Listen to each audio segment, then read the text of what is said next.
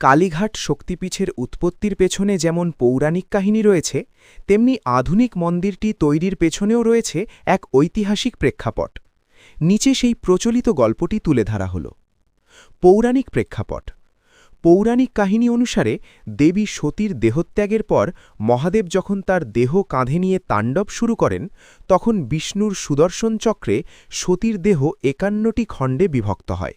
বলা হয়, কালীঘাটে সতীর ডান পায়ের ৪টি আঙুল পড়েছিল। এই কারণেই এটি একটি অন্যতম গুরুত্বপূর্ণ শক্তিপীঠ হিসেবে বিবেচিত। মন্দির তৈরির অলৌকিক কাহিনী। জনশ্রুতি আছে যে বহুকাল আগে এই অঞ্চলটি ছিল গভীর অরণ্য।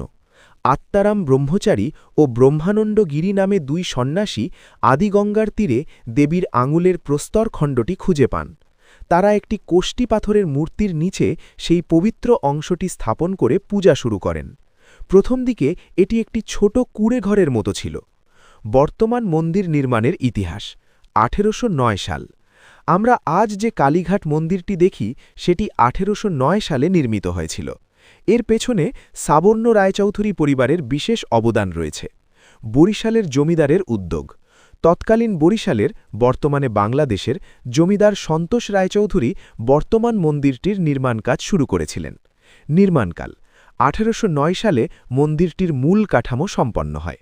এটি তৈরিতে সেই সময়ে প্রায় ৩০,০০০ টাকা ব্যয় হয়েছিল বলে জানা যায়। স্থাপত্যশৈলী।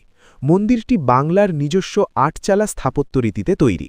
মূল মন্দিরের উচ্চতা প্রায় ৯০ ফুট।